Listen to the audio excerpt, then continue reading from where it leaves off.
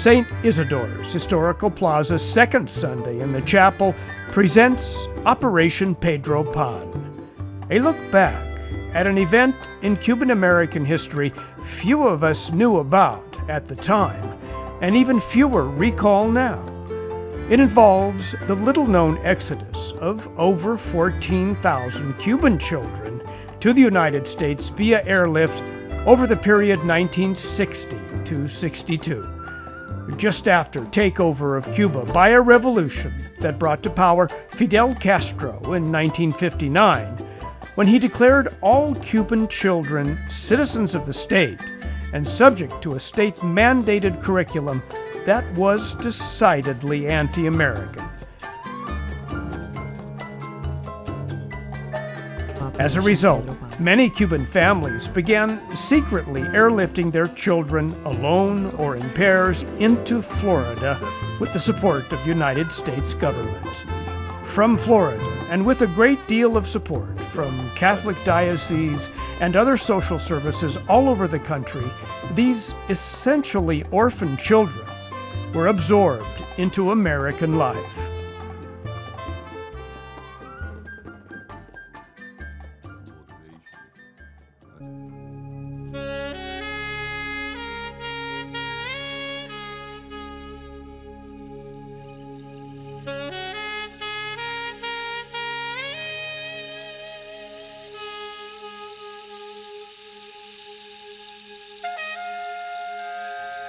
Several of these so-called Peter Pan children who were spirited out of Cuba so many years ago, unaccompanied at a very young age, were present at this second Sunday in the chapel remembrance, where they recounted their personal stories for the following presentation, Operation Pedro Pan.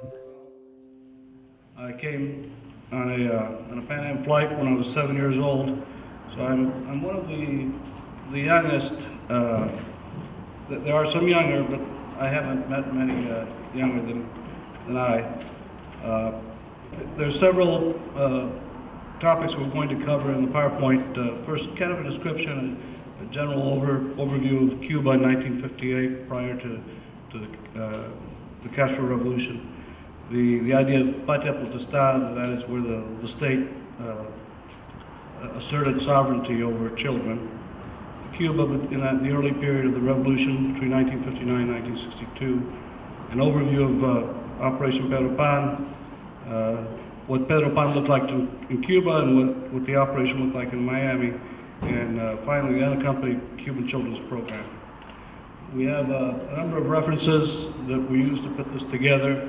The topic has been widely researched and is the subject of not only scholarly articles and books, but also patria potestad, quotes Lenin, revolution is impossible as long as the family exists. And I think those of us that are familiar with what was put in place in the early years of the revolution would tend to agree that that was a driving force in the Castro Revolution, the separation, the isolation of children from their parents, the negation of education, particularly Catholic education, which was a powerful force in Cuba. The chief goal of Castro and the revolution was creating a new man, derived from Marxist ideology. And from the beginning, the tender minds of young people were targeted and prepared for that formation of the new Marxist man. A lot of energy and time was spent by the government on brainwashing and molding the views of the next generation. So an overview of Operation Pedro Pan. This is essentially a clandestine, a secret network for distributing the documentation, namely the visa waivers that were required for children to leave Cuba, which was the idea of Mr. James Baker, who was an American educator in Havana. Monsignor Brian Walsh was the director of the Catholic Welfare Bureau, and he became responsible for taking care of children as they arrived in America. Operation Pedro Pan was the exodus of unaccompanied Cuban children. It's been described as the largest child refugee movement in the Western Hemisphere. In fact, it's quoted widely as being second in terms of volume, although the volume is pretty similar to the number of children who were moved out of Nazi-occupied areas in the 1930s and 40s in an operation known as Kindertransport. It was roughly 14,000, 15,000 Jewish children who were saved probably from annihilation by being moved to England and other places. It began at the end of 1960 and ended with the Cuban Missile Crisis in October of '62, so just right around 2 years. The Cuban Missile Crisis halted the commercial air service between Cuba and the U.S. In total, 14,048 unaccompanied Cuban minors arrived in the U.S. under the sponsorship of the Catholic Welfare Bureau. By the way, Hortensia introduced the topic, introduced us, and she talked about the need for something like this, and it put it in a particular context. And this is not part of the program, just a very personal observation on my part. I believe that this is particularly timely today. I think you could go for many, many, many years without ever being exposed to the term and the concept of unaccompanied children. And in our country today, we see that there are crises around that same concept. I have my own opinions. I'll leave it to you to decide whether this is the same country as it was in the early 1960s. I know that we were received universally with kindness and concern, and we were treated as fellow human beings. Leave it at that. So Pedro Pan, of course, included young Cubans from all over the country, most being Catholic, as most of the population of Cuba was, but there were Protestants, Jews, and non-believers included.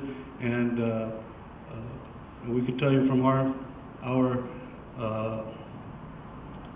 reunions, the Pedro Pan reunions in Southern California, every ethnic class was also is also represented among the Pedro Pans.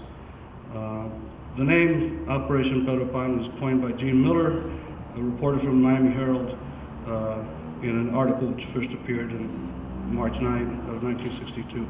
Now, and I don't know this for a fact, I've always believed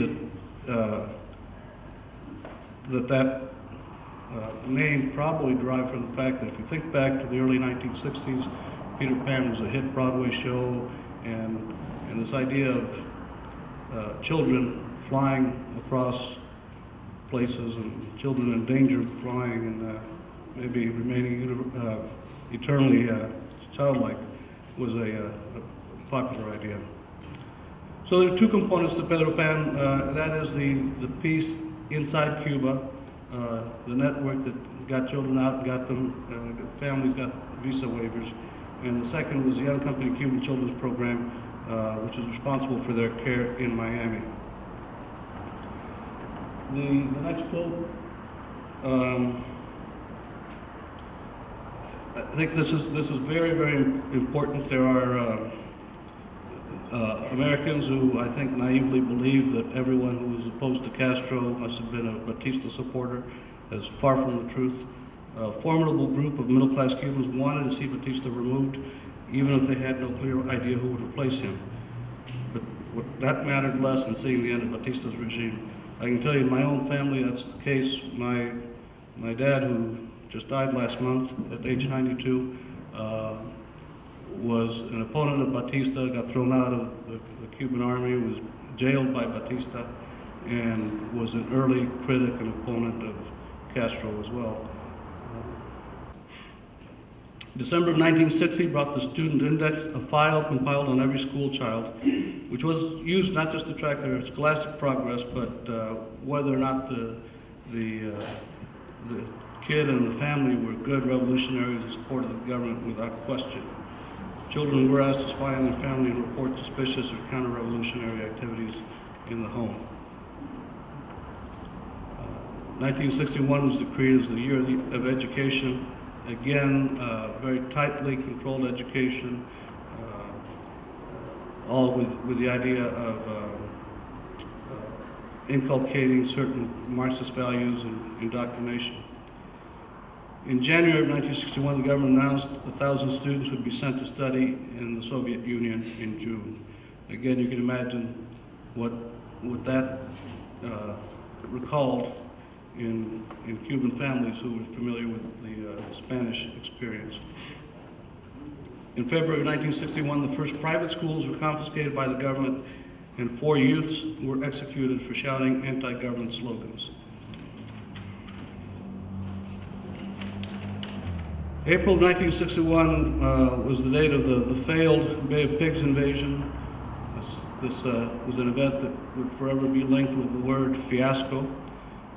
In the aftermath of the invasion, the Castro regime rounded up and incarcerated over 250,000 Cubans, holding them without due process for varying lengths of time, from a few days to many months. When the invasion failed, that was pretty much the end of any serious hopes of overthrowing Castro. The personal note here, my father, who I've already mentioned, was a Bay of Pigs veteran. When he was incarcerated, my mother, who was and is a remarkable woman in her own right, she came under suspicion. She was jailed at various points, accused of sabotage in the country town in which she lived, which explains, in part, one of the reasons why I was sent away from the island. My dad I came in January of 1962 while my dad was still in prison. After the failure of the invasion, Castro declared himself to be a Marxist, and foreign priests and clergy were expelled. The government decreed that all children must join revolutionary youth organizations, and there's a number of them with different focuses and depending on the kid's age. And of course, if you didn't participate, you and the family were branded as counter-revolutionaries, and there was additional limitations on your activities and your employment and so forth. I want to introduce to you Francisco Fermat. Frank is a retired judge of the Orange County Superior Court, himself a Pedro Pan, and a good friend and a very honorable person.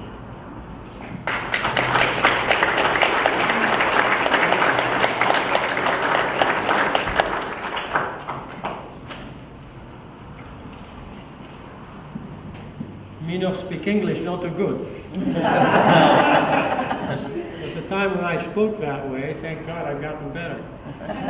How many of you here are Pedro Pans? Raise your hand. Okay, so if any of you want to chat with a real life Pedro Pan later on, catch one of these folks. How many of you had never heard of Pedro Pan before today? Raise your hand. Okay. All right, well, I'll tell you a little bit about myself. I was a judge for 27 years in Orange County Superior Court. I retired 6 years ago. Arrived at the age of 11. I had a little sign right here on my shirt. My name is Francisco Fermat. I don't speak English. Make sure I arrive at St. Vincent's Home for Boys Catholic Orphanage in Denver, Colorado. And that's the way I was sent from Florida to an orphanage in Denver. There were so many Cuban children arriving in Florida that there was no room for us. So they started shipping us to orphanages all over the country, and so I ended up in Denver. An immigrant kid, learned English quickly, writing at the age of 11. And then, you know the immigrant story, you work hard. When I was in high school, I lived, later on we moved to California after 5 years in Colorado. I was in the orphanage for a few months, and my parents were able to arrive. And after 5 years, we came to California because we were from the Caribbean, you see. In Colorado, you got snow. And we could take it for 5 years, no more than 5. My parents couldn't. We could. That was fun. Snow was fun. We came to California and lived in Alhambra. And I remember being the immigrant kid. At 6 o'clock in the morning, I checked into a restaurant that was two blocks away from the high school. And I worked from 6 a.m. to 8 o'clock in the morning. At 8 o'clock in the morning, I walked 2 blocks to high school. At 2:30 in the afternoon, I walked back to the restaurant and worked from 2:30 to 5. Went home, did my homework, and then Saturdays and Sundays I had 8-hour shifts at the restaurant. The life of the immigrant kid. And you know, you work your way through college, you become a lawyer, and this is a great country where an immigrant kid can become a judge. And for that, I'm very grateful. Like Andy Garcia said, this is a great country. It's been kind to immigrants. It's a nation of immigrants. And for that, we are all the Pedro Pans, extraordinarily grateful. The Castro government stated that the children belong to the fatherland, not to the parents. And they set up an indoctrination system of the children so that children started turning in their parents to the government, and then the parents were being jailed. Imagine if in this country it was criminal to be a Democrat or to be a Republican, and the one group was in power and the children turned in their parents for being of the wrong political party. And so those were scary times for Cubans. And then also too, Castro sent his son to the Soviet Union and also over 1,000 other children, and the fear came, what if the government takes my child, sends my child to the Soviet Union to come back 10 or 12 years later as an atheist indoctrinated in communism? Would I have anything in common with my child at all? And so the decision by many parents was, we need to get our child out of this country to protect our children. And so that's why my parents sent me out. When I was in my 30s in this country, I asked my mom,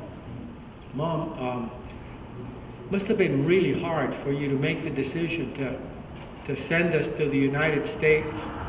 And then she looks at me, and then she cries and cries and cries, and after 10 minutes she's still crying, so I stopped asking that question for 10 years.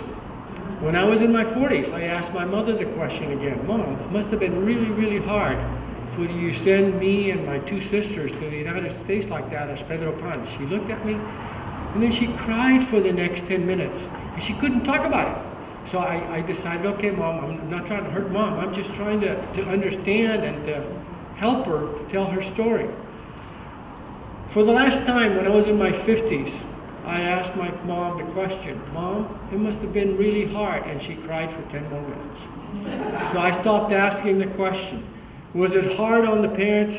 Oh, I can't imagine. I have 2 children, and I can't imagine the thought of sending my young children away to a foreign land where they don't speak the language, to live in some orphanage hoping that someday I will arrive.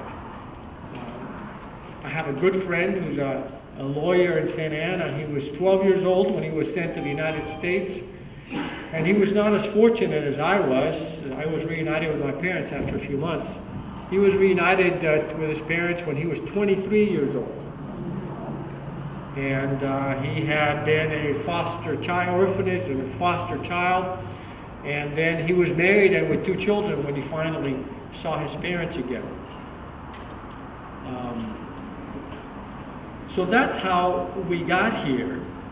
The Bay of Pigs came around. My father too was in prison along with those 250,000 other Cubans. He was held in a stadium for a few weeks until the Bay of Pigs invasion was defeated. There was repression of priests and clergy, and I remember we hid a priest, a Catholic priest, in our home for a few weeks during those times, trying to protect them from the Cuban government. And it was difficult times. I remember we would periodically get some Castro militiamen coming into our house and come in and look to see if there's any weapons, money, search everything, and then they would question the children. And my aunt tells the story of how she was absolutely terrified because the militiaman comes, inspect, they don't find anything, and they ask questions of the children. And they ask, have there been any people hidden in this house, or is there anyone or anything here, anyone living here other than the people that I see now? And my aunt says, no, no. And my 5-year-old cousin says, yes, there are others here. And so the militiaman says, oh, yes, what others are there? And says, ratas y cucarachas.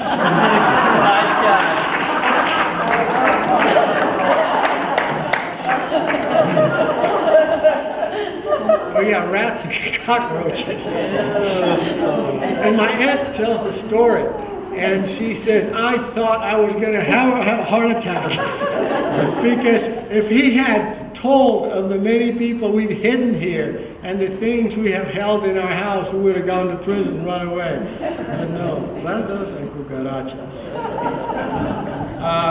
So it was against this background that our parents made this unthinkable decision out of love to send their children away, to save their lives, to give them opportunity. The next slide is a picture of James Baker. It was his idea to start this program. And you know, like all great programs, they start small. They start ground root. And he set in motion this program. He was a headmaster. And he made some contacts with people in the Cuban underground. And he tried to get scholarships for kids in the United States. And what they found out was that what made more sense is to simply get the kids out. And once they got the cooperation of the U.S. State Department, they started doing that. Next slide. Mr. Baker met with Father Walsh and discovered that Father Walsh in the United States was seeking a similar solution to the problem of the Cuban kids. Parents who wanted to send their kids out of the island but were just didn't know how to do it. And so December 15, an embassy pouch arrived in Miami, and December 26 of 1960, the first Cuban children arrived under this program.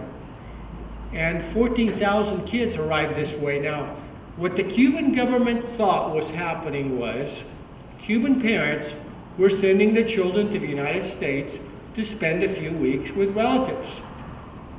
And so every time a Pan Am flight left, there was 1, 2, 3, 10, 12 children leaving. What they never noticed was when the planes came back from the United States, the planes never came with any children returning from those 2 or 3 week trips to visit relatives. And so this caught the Cuban government by surprise when they realized later on 14,000 of our children have been sent away. All our plans to indoctrinate all of these children and have these children be the leaders of Cuba tomorrow were foiled at 14,000 times. In January 3,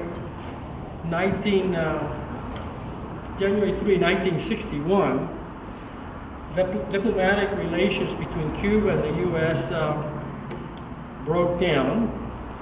Student visas were not available, and the Bakers arrived in Miami from Cuba to devise a solution. And before leaving Cuba, Mr. Baker organized a committee to coordinate and distribute documents for the children to leave Cuba.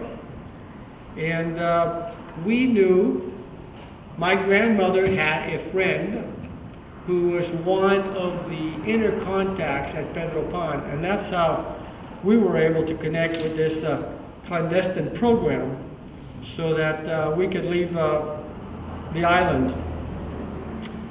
We've divided up this PowerPoint presentation into 3 parts, in case any one of us 3 speakers were dull or boring.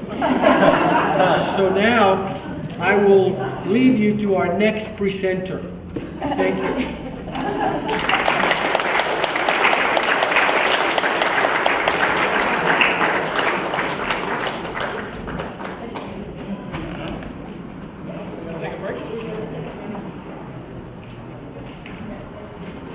Well, I guess I'm a little shorter.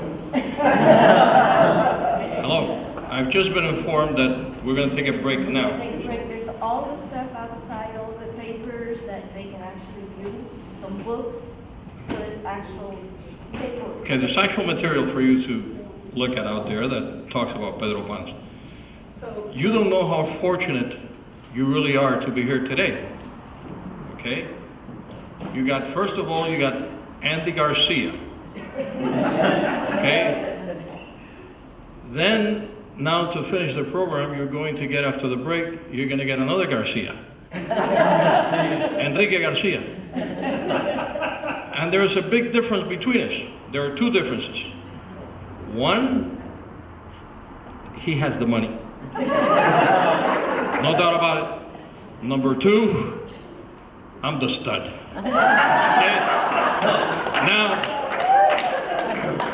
Now let's get something from Porto. No, not Porto. I don't know what's going on. Everything Cuban comes from Porto, so I don't know. So we have the presentation in 2 parts, and so now we're going to take an intermission. And I have to tell you something funny. It can't be what he just said, but it's still funny. We had a couple calls come into the office saying, "What snack are you serving for Operation Pedro Pan?" The person who answered the phone said, "Well, probably cookies and punch." No. This is not a Cuban presentation now. So she called me and said, "What are you serving? Because everyone seems to be upset when I say cookies." And I said, "Oh no, we're serving bocaditos, mariquitas, limonada, galletitas cubanas con guayaba y queso, de guayaba, and I'm going to go make Cuban coffee. Please come out to the patio. We have snacks at this time, and when the church bells ring, we'll come back in for the second half.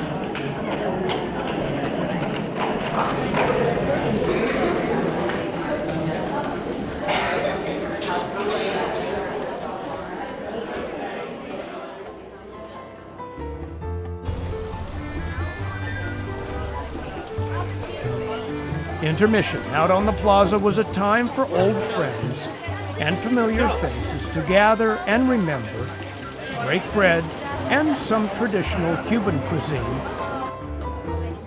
and also gave us an opportunity to talk to one of our own Pedro Pans who settled here in Orange County many years ago and went on to become distinguished and now retired Orange County Superior Court Judge Francisco Fermat.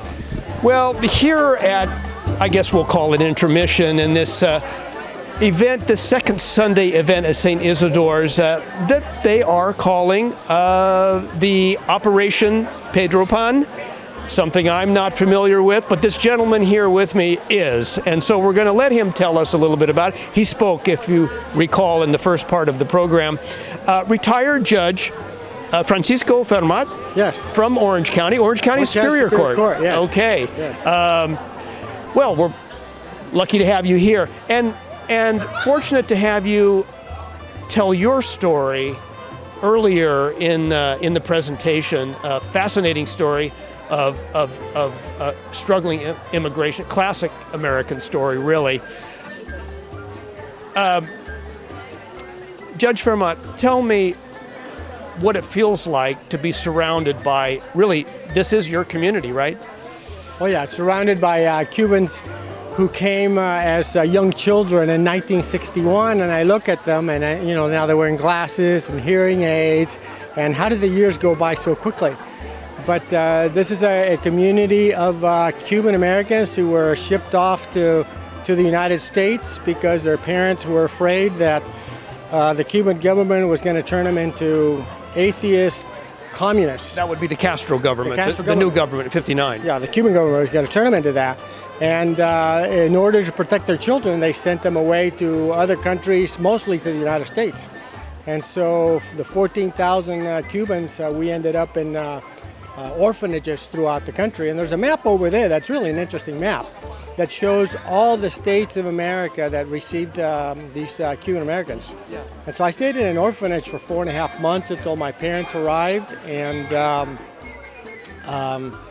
this is a great country that an immigrant kid can come, learn English, work hard, become a lawyer, become a judge, have a successful 27-year career. And did you eventually reconnect with your parents and the rest of your family? Yeah, they came about 4.5 months later. I had been sent to Denver, Colorado, an orphanage in Denver, Colorado, but Colorado has something called snow. And so my parents went over there. We stayed for 5 years. Then after 5 years, they said, no, we got to go either to California or to Florida. And so they chose California. Why don't we as Americans, very familiar in the lore of our immigrant populations, why don't we know this story? Probably because it was a small story. The bigger stories were the Bay of Pigs, we remember that. The Cuban Missile Crisis, we remember that. And Cuban immigration of hundreds of thousands of Cubans who came to this country, we know about that.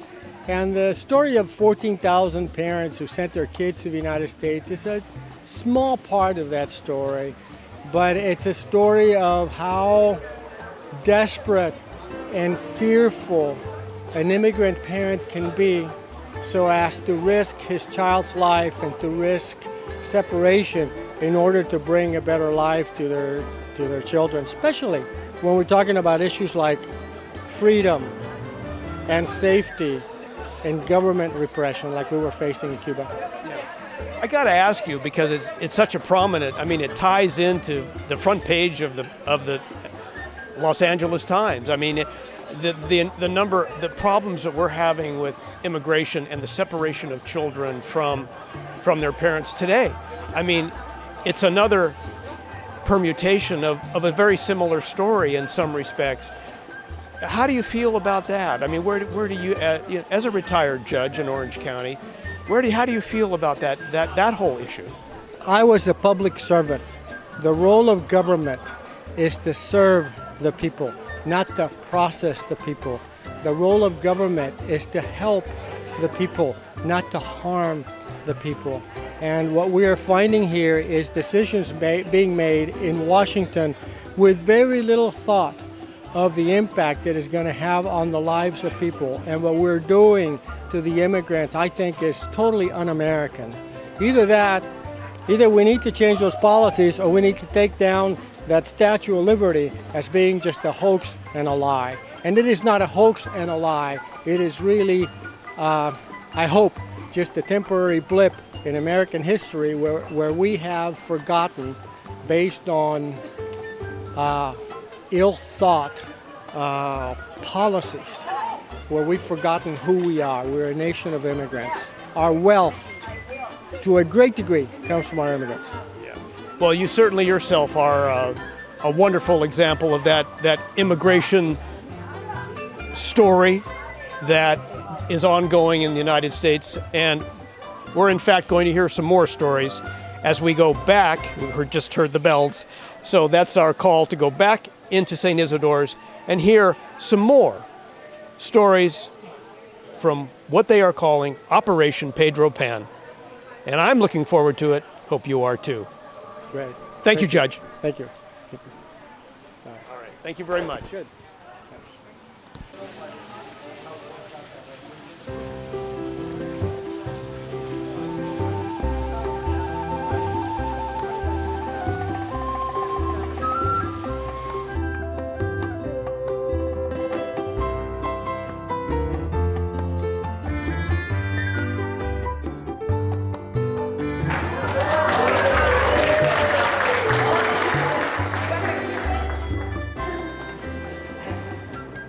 Once again, good afternoon to everybody. And I'd like to thank the opportunity to tell our story. story that should have been told a long time ago. Many, many times it should have been told. And that's the saga of the Pedro Pans. There are many reasons why the story was not told. Many, many reasons. To me, the main reason was our own fault, the Pedro Pan's fault. Why? Because we lived it, we accepted it, but we never talked about it. We never made a big deal out of it. Never ever made a big deal out of being a Pedro Pan. One day, about 10 years ago, that we met at Mercado Latino, a few Pedro Pans got the idea of, let's see how many Pedro Pans are here in Los Angeles. So they had this event at Angelita's Mercado Latino boardroom, which is quite large. And to my surprise, there were like 40, 50 of us that showed up. A lot of them I've known for years. But I never knew they were Pedro Pans, and they didn't know that I was Pedro Pan because we never talked about it. Why did we not talk about it? It's simple. Number one, we came, then we got reunited with our parents, our lives got very busy. We were, at a very young age, we were like the pillar of the house because we spoke English and they didn't. We knew the customs, we knew the way around, and they didn't. Why did we know this at such early age? I mean, when I got reunited with my parents, I was 15 years old. Well, because I had been working since I was 12. So I had to work. So we matured a lot. So I blame us, the Pedro Pans, for not getting our story out. Then we got busy raising a family. The kids took all the time. And we never talked about Pedro Pan. My daughters are here today. I asked them to come. I asked my grandchildren to come so they learn a little of abuelo. That afternoon in Mercado Latino, I found out the real reason why we never talked about Pedro Pan. Every one of us had to get up, introduce ourselves, you know, I'm Enrique Garcia, I'm Pedro Pérez, I'm Arturo Bueno, I'm Estela Bueno. But as we introduced ourselves, we also had to tell them the story. And let me tell you, every story that was told was a true story. A story that was lived by each and every one of us. And I say that day, we never talked about Pedro Pan because Pedro Pan was like a scab. You know, you get an injury and you get a scab. You don't touch it. You leave it alone. It doesn't hurt. You start picking at it, it hurts. I'm a crier. I'm a crybaby. I've always been. Okay? There's no doubt about it. Aside from being a stud, I'm a crybaby.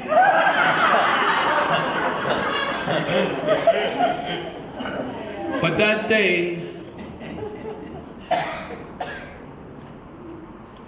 I had never seen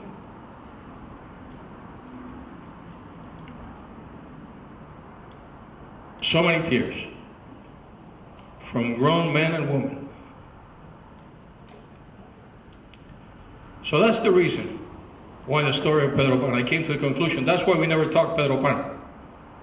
Because it's there, don't touch it, don't open the closet, because if we open the closet, it's gonna hurt. You open that wound, it's gonna hurt, we're gonna bleed. But it served to allow us to talk about Pedro Pan. We used to go to Florida every year. Every other year we used to go to Florida for years, my wife and I. I mean, like all Cubans, we go to Florida. We go to Versailles, you know, in Florida. There is no beach like Miami Beach, you know. So Nobody mentioned Pedro Pan before. The last 3 trips that I've gone to Miami were a restaurant, and we're talking because Cubans want to know everybody's life. When did you come? I came in 1962. Oh yeah, you come with your parents? No, I'm part of Pedro Pan. Oh man. They come, they shake your hand. Nobody pays lunch. Nobody buys lunch. But they all say how proud they are that you are Pedro Pan. They got to meet a Pedro Pan. I said, good, maybe something. I mean, coffee. No, nothing. So that's the reason why the story was never told. We can't blame anybody. I think it was us. It was us more than anything else. In the first presentation, you saw and heard from Sergio and Fermat, 2 very successful Pedro Pans. One is police chief in the city of Riverside. Fermat is a retired judge for umpteen years in Anaheim. And now you get to hear from another Pedro Pan. I'm not as successful, but hey, I raise kids and I'm married, I got my house, so we don't do so bad. Okay? You're a stud. Huh? You're a stud. And I'm a stud. This lady, round of applause to this lady. What can I tell you? Thank you. No, but you have been listening to a lot of statistics. Now I'm going to do my best to put a heart and a face behind Pedro Pan. And we're going to start. It's 3 faces. I've come down to the conclusion that Pedro Pan had 3 faces. The first face is valor. I call it valor and determination, commitment. And it was valor not from the Pedro Pans. It was valor from our parents.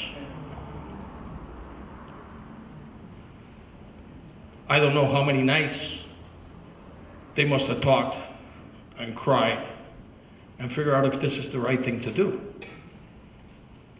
What are we going to do with our kids?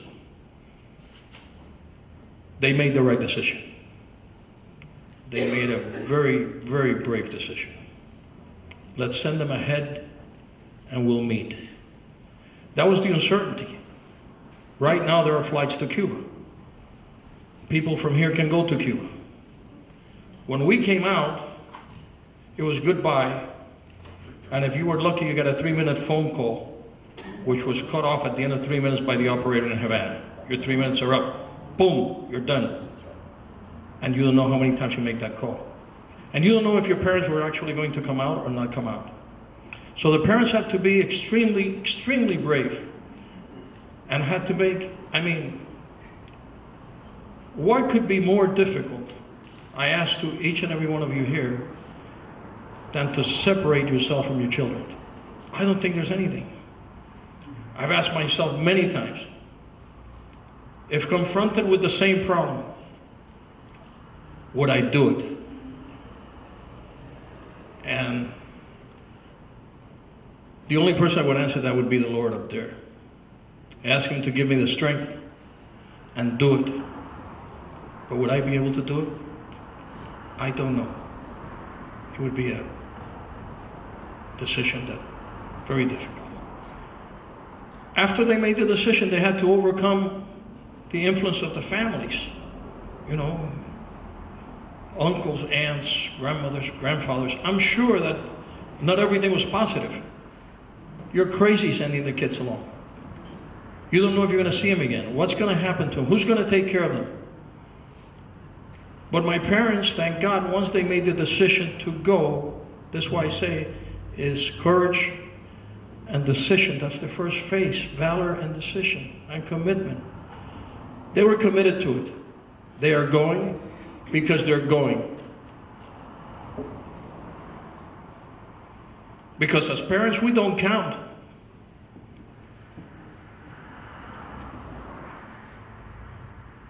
So we came. That first phase of Pedro Pans is identical for each Pedro Pan. as second and third phases of Pedro Pan are different from each one of us, the first phase is identical. Because I'm sure Berta's parents went through the same, Angelita's parents went through the same, Irene's family went through the same. Okay. What do we do with the kids? They have valor and send us along. Once that decision was made, then you started doing the paperwork. You had to get passports. You had to find a way to get a visa. You had to find what's going to happen. Let's lay out the groundwork. And you start indoctrinating your children. I say it's psychological warfare. We had to get ready for psychological warfare. Because we were going to be bombarded by questions from the communist regime. We were going to be bombarded with options from the communist regime. We were going to be tortured by the communist regime, because psychological torture is still torture. It's still torture because I lived it, and I was 11. I'm 68 now, I'm going to be 69, and I still remember. So we'll go into that a little later. So that first step was difficult, determination, valor. Now let's do the groundwork. You had to do everything. I had Sergio said that, and Fermat, that they think the Cuban government didn't know what was going on. I hate to differ with them. I see at the beginning it was a clandestine operation. But communism succeeds when it has two things.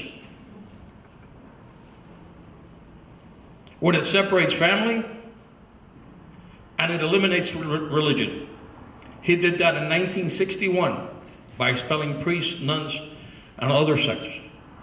Rabbis, pastors were expelled from Cuba. So he had accomplished that. Now, let's separate the families. Okay.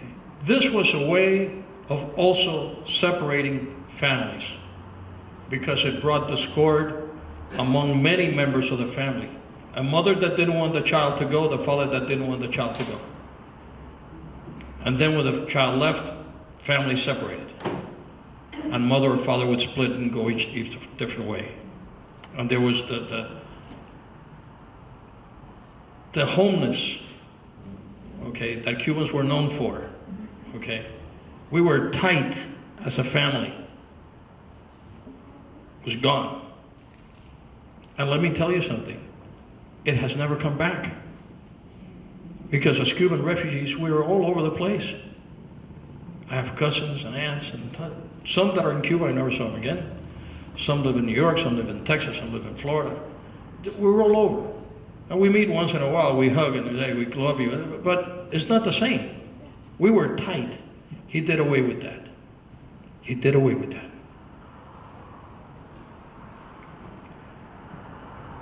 We got the day that we're going to exit. We received the telegram. You're approved to leave. We have the visas, we've gone through all that. All of us have gone through all that. Each and every one of our Pedro Pan story is the same up until the time we land in Miami. We get the notice. I got the notice I left May 9th. Well, May 10th is Mother's Day. What a Mother's Day present, you know? Your boys are gone. Then you walk, the night before, I'll never forget, the house was full of families. And I remember everybody. I'm 11 years old. You're a strong man. You're a man. You can take it. I mean, we'll get reunited later with mom and dad, but you're a man. I'm not a man. I'm 11 years old. But that's where this brainwashing came in. You know, I was a man. I was a man. You look at my picture, I was a shrimp. Okay? I was a little stud then. But I was still a boy. I was still a boy. I was 11 years old. The day of, you get up, like all Cuban kids, you're gonna get on a plane, you wear a suit. tie, and a suit, and you wear a coat because you're going to America. It's going to be cold in America. It's cold. It snows. It freezes. So you bring a jacket. And then you bring 3 pieces of each type of clothing. You bring 3 shirts, 3 pants, 3 pair of socks, and 3 underwear. Okay, that's all you bring. And 1 pair of shoes. That's it. 2 pairs of shoes. I brought tennis shoes. That's all you were allowed to bring, was 2 pairs of shoes. I brought tennis shoes and dress shoes. Okay, all right. So we get to the airport. And the airport, they had built something that they call la pecera, which is a fish tank. It's a fish tank. And that's where the mental cruelty came in, the torture. Unbelievable. La pecera was maybe the size of this church. Those that us can remember about the size of this church. It was all glass enclosed. Once you walked into la pecera, you couldn't exit. You couldn't talk to your parents again. You see them through a glass wall. You go in. Then your name is called. You go and you register at a desk. I remember this vividly. And they start asking you questions. Where's your family? Where are you going? I'm going to study. I had a student visa. I'm going to study. Where are you going to study? I'm 11 years old, but I had been trained. I mean, I was a puppy. I was trained. I want to learn English. Okay? You know why you're really going to the United States? Yeah, I'm going to study. No. Your parents don't love you. You can end this right now.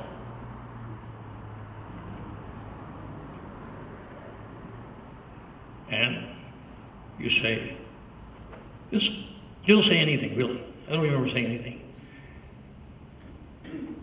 You could say, you want to stay in Cuba? Be a good Cuban?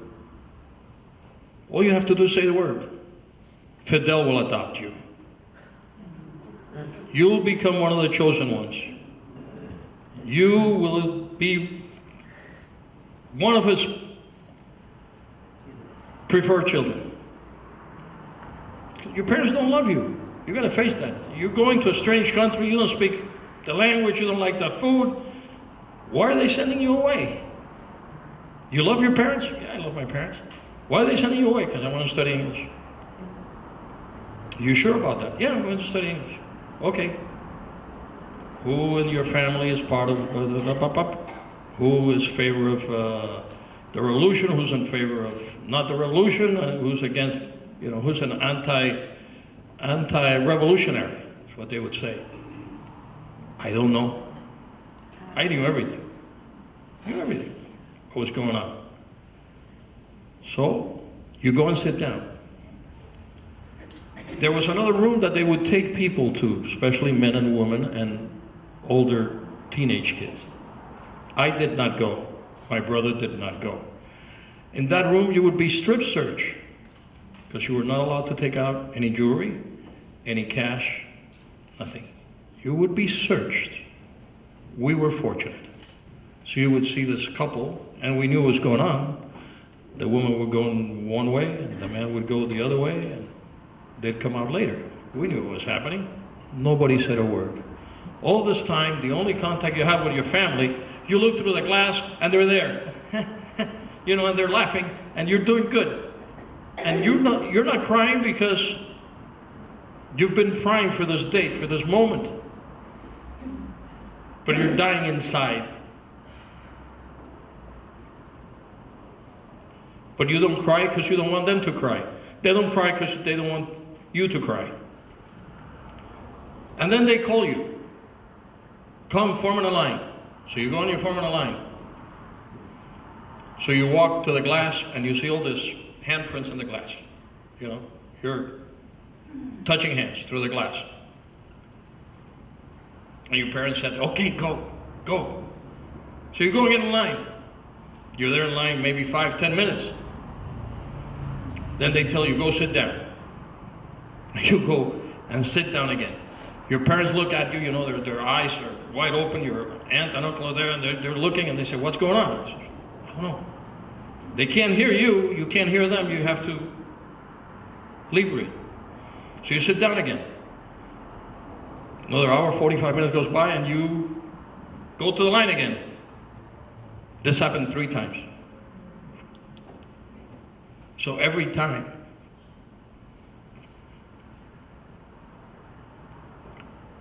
you die a little. You die a little.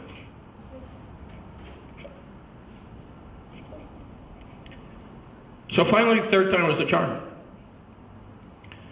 You walk out. As you're walking out, you know, you wave to your parents. Your parents had told you they were going to be, there was a terrace at Jose Marti Airport, Rancho Guerrero, and everybody would rush up there to say goodbye. So you're walking out on the runway, and you're looking, and there they are, everybody's waving. And you see some people with white handkerchiefs, I guess they said, you know, if we waved a handkerchief, you'll find me another one that had a red handkerchief. We didn't have anything, we didn't think about that. So we were just looking, and I see my mom, my dad. We go in the plane. And we're all gung-ho. I mean, we're going. I mean, we are coming. America, we are coming. The plane takes off, and people start clapping, and it's all happiness. But as you're taking off, then you realize, my God, you know, I'm gone. This is actually happening. I'm in the plane. But everything is happy. You get to Miami. Again, you have to file through immigration, and they ask you all sorts of questions, including which part of your family was sympathetic with the regime, and we were told, now that here we told them all the truth. We told them. Okay, so they had all that info. And it came back. They did keep that info, because when my brother applied for a special license in the U.S. Army when he served, he couldn't go into a special program because we had communist family in Cuba. So they did keep all those records. Okay. We land in Miami, we go through immigration, we fill out the forms. And we had a cousin there that was waiting for us. Because you could spend, I think it was like an hour and a half, 2 hours before the van would take you to the camps. And there was the one thing that really shocked me of the United States. I said, coño. You know, coño, for those Americans speaking that don't speak Spanish, or don't speak Cuban, coño is very good word. You can use it for good, for bad. I remember my cousin took a dime and he put it in this machine. You want a Coke? I said, yeah, Coca-Cola, coño, see? Put the dime, comes down, behind a little door, glass dropped down, here comes the ice, here comes this brown liquid, here comes this white fuzzly stuff, shh, boom! I got a Coke. Man, I couldn't believe it. I said, coño, Felito, estos americanos son candela. I told him, coño, well, by now you know what coño is. These Americans, they're on fire. And to Cuba, if you're on fire, you are top notch. I mean, if you're fire, you're the best. Okay? So that was the one thing that amazed me. The one thing that amazed me. Up until I got to New York and I saw the subways, then I was really... But being in Havana had everything. We had everything in Havana. We had elevators, escalators, all kinds of food. Before 1959, then it got tough. So we get called to go into the van. We go to the van. We get in the van. My brother's 15, I'm 11. You know, he's gonna take care of me. I have to listen to what he said. To this date, I've never listened to him. Never. Our phone conversations are 2 minutes. Hi, how are you? How are the kids? Fine, good, bye, boom. We talk twice a week and that's it. That's why we get along so well. Then you get in the van, and Miami in 1962 was rural America, to say, put it mildly. Once you left the airport, all you had was just swamps, pine trees, and a 2-lane highway that led you to the Keys. Because the camps that we were going, there were There was Kendall, which was all boys. There was Matacumbe, which was all boys, but over 13. To stay Matacumbe, you had to, no, Matacumbe was over 13. And you had Opaloca, which was also boys, any age. And then you have Florida City, which was co-ed, up until the time you were 13. Once you were 13, the boys had to be shipped out, because there were girls on the other side of the street.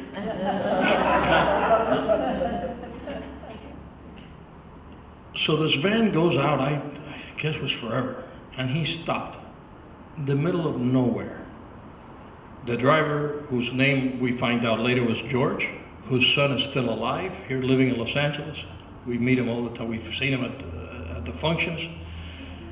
And the van door swung open, and he said, all those that are 15 or older, get off the van. So my brother gets off the van. Or 13 or older. 13 or older. He gets off the van. I'm only 11. So he says, the other children are all going to Florida City. So my brother says to him, I says, we can't do that. I told my parents that I was going to take care of him. Can't do that. He says, well, he can't stay here. We have lions, we have crocodiles, we have snakes. And it's true. It's true. It's in the middle of the Everglades. Okay. Matacumbe was in the Everglades. I told the driver, my brother said to him, he's not afraid. I told him, I'm not afraid of crocodile. I'll stay with my brother. I'm not afraid of crocodile and snakes. I forgot to tell him I wasn't afraid of lions, because then I would be lying. Well, I didn't want to lie. So he said, sorry. He slammed that door. He slammed that door. And I can still remember. My brother was all of maybe 5 feet at age 15, 90 pounds, but he was 15. He was my big brother. And he's standing in the middle of the highway, of that road, with a briefcase in his hand, and he's waving. Now it hits me. Now I'm alone. Now I am alone. Okay, we cry. We go to Florida City. We get there, it was dusk already. I was assigned to a house, which was like a condo, a 2-story. This condo had, or a townhouse, not condo, a townhouse.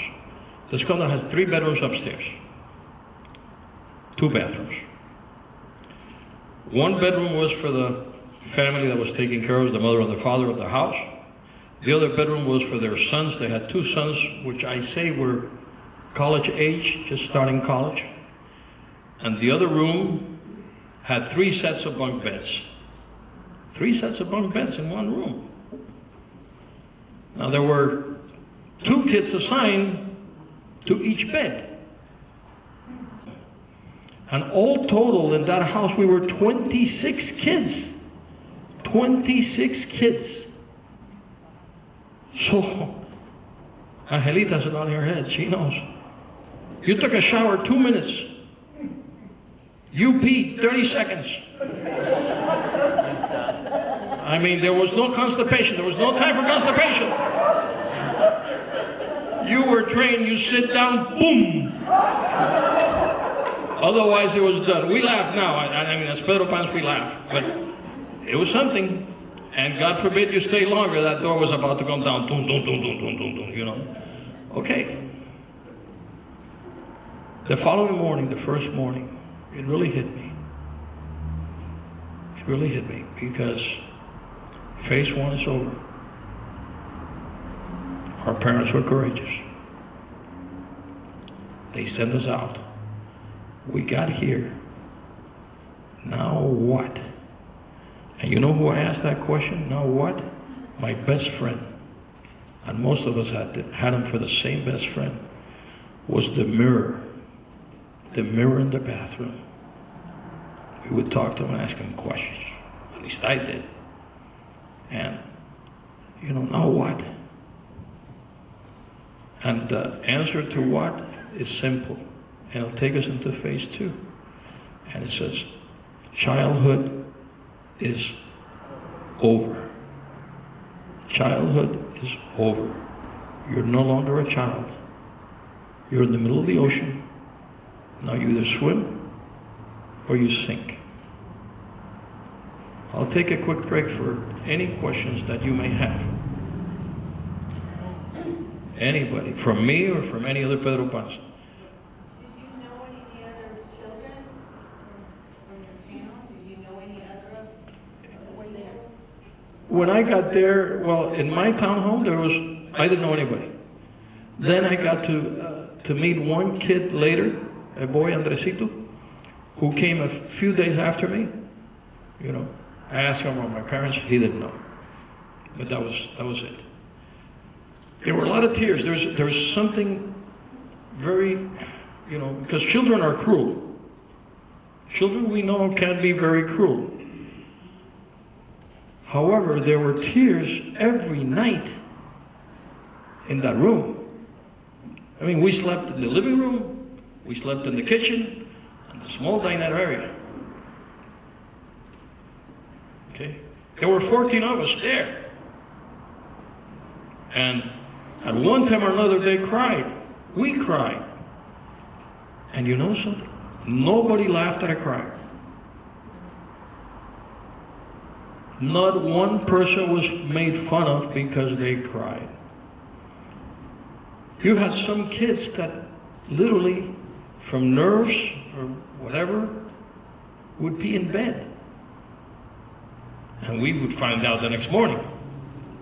Nobody laughed about it. Nobody said a word. Nobody said a word.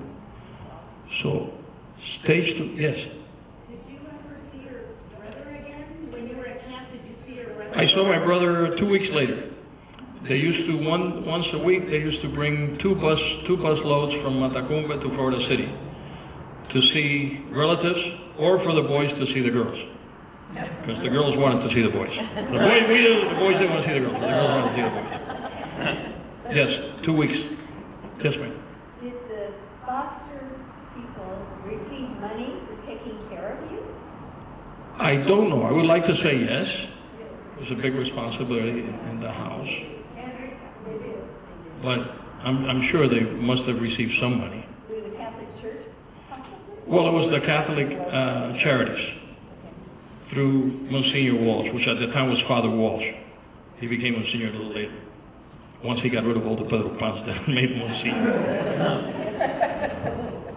A great man, great Irish man. There our similarities ended.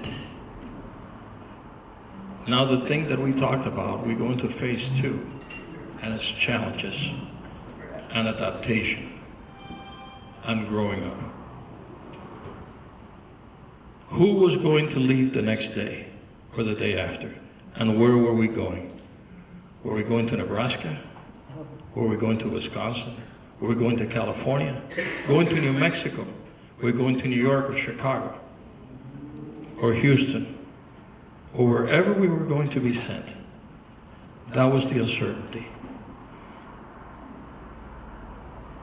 It's time to say goodbye. You know, you had your friend today and he's gone tomorrow.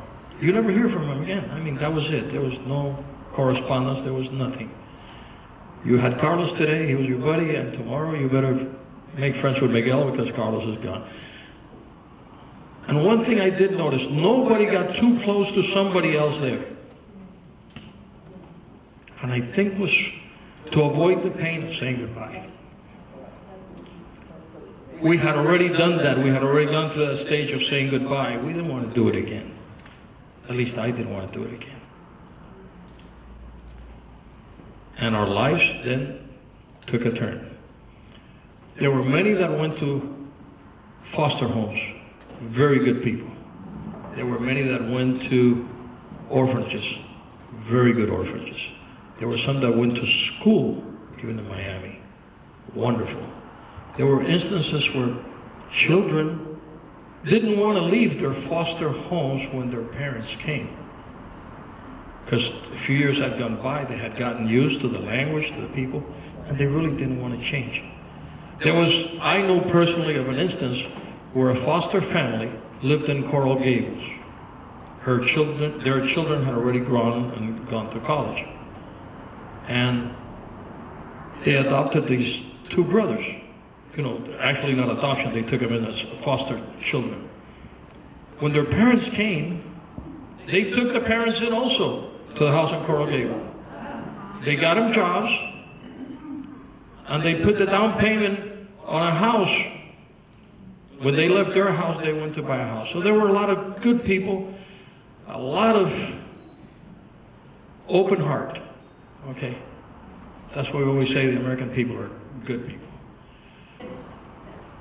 But there were many of us, not me, but there were many, many that were abused, sexually molested, bribed by private citizens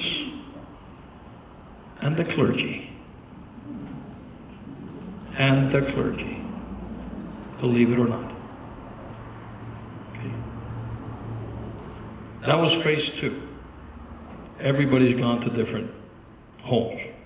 Phase 3 for the Pedro Pans, the reunification with the families.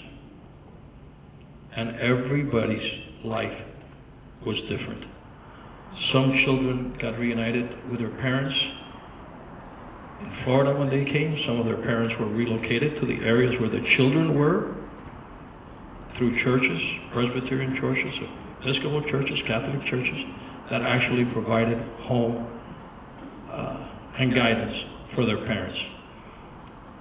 I was asked a question during the break, what percentage of Pedro Pans were successful, because they saw a police chief, saw a judge, they saw Arturo, who worked with an insurance company for I don't know how many years, Estela, who was a teacher. My adopted mom, she adopted me a few years ago. She made a big mistake. Okay, Dulce, who was became a teacher here and then a counselor. I have been in business. And they asked me, were all Pedro Pan successful? I said, no, not all of us were successful. Okay, but statistics a few years ago I heard that 92% of all Pedro Pans became successful. Whether in politics, Arturo? Mention Amazon. The guy who created Amazon, his stepfather is a Pedro Pan. It's a Pedro Pan. Okay. We have Mel Martinez. Okay. We've had many people that we can go into, okay, that were successful Pedro Pans. We have Raulito. When it comes to computers, that's the man. Okay, there's no questions asked. There's Jose and Alfredo Manuel and Jose, whose mom passed away about 3-4 years ago.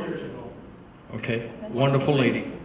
You ask if they were all Cubans, right? No, there's Chinese. Okay, they came. We have many. So we all work hard. We pride ourselves in that, and our story is being told.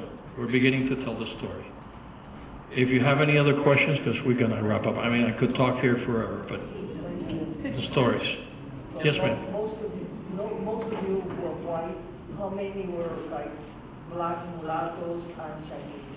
Well, first of all, we were diverse, but most of us were white. Again, the Cuban population was mostly white. It was 70% over 70% white at the time. Okay, most of us were middle class children. Okay, there were some that were wealthy, but most of the ones I met were all middle class. A lot whose fathers or grandfathers were Spaniard descent, which most Cubans were. Most of us were Catholic. There were blacks, okay. There were Jews, Polacos, Polish Jews. There were some that I met, okay. There were Chinese, Lebanese. Her family's Lebanese. Dad was Lebanese. Grandfather was Lebanese. Okay, so mulattoes. mulattoes and blacks, So it was a matter, it wasn't a question of, is the plan just for whites? No, the plan was for whoever could get that visa. Whoever could get that visa. And I believe they knew, I believe the government knew what was going on, because they could have shut us down, and didn't, until the missile crisis. Any other questions? Because I think we have a raffle coming up. Once? Twice? Yes? I'm not a Pedro Pan. I came when I was 22 years old. Okay. And I knew the whole thing in Cuba. I'm from the United States, and I came in 1961.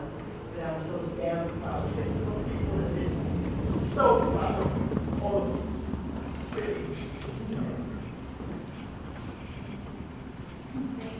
Another lady that's proud to get a Pedro Pan. Where's the money for the coffee?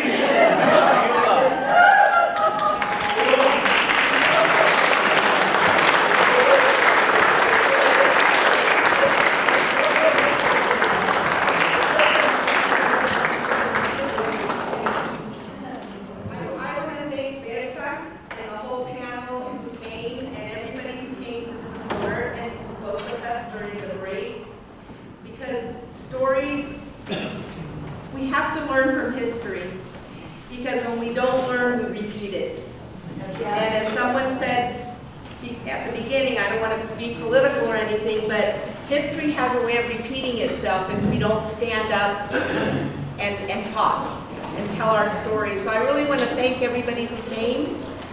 I always, in my family, we always have the controversy with two cousins who came in the early 60s. And every time I tell George, were you Peter Pan? He said, no, we came to live with you. Those who didn't have families were Pedro Pan. Well, I'm now hearing that that's not the truth. So, anyway, but he doesn't want to be Pedro Pan, and he became a neonatal heart surgeon, and his sisters became teachers. The youngest one was kept there because she was 3, but we all of a sudden inherited a 7- and a 9-year-old brother and sister that we didn't know. But he always said I was not abandoned, and I think that's part of what keeps him from acknowledging Pedro Pan, because he wasn't abandoned by his parents, his feelings. You know, none of us were abandoned, we were saved. Exactly, and I agree with you completely, but I think that sometimes you're absolutely right. But I think some people still struggle with that. It's interesting, as a Cuban American, or I call myself Cuban, you hear so much, and all we can do is ask, because people don't really want to talk about it. My parents came when they were medical students, doing a residency, and they chose not to go back. My aunt went back when Castro called all the professionals to come back. They were in school with Fidel, but they were never allowed to talk to us about it, out of respect for my grandmother. My father passed away, so did his stories. So I really want to acknowledge the bravery, the courage that all of you who feel comfortable to share your story, whether it's positive or whether it's happened to have sadness associated with it. Because it's by the stories that we really learn and we can put things into perspective. So I really want to give you another round of applause and really thank you so much.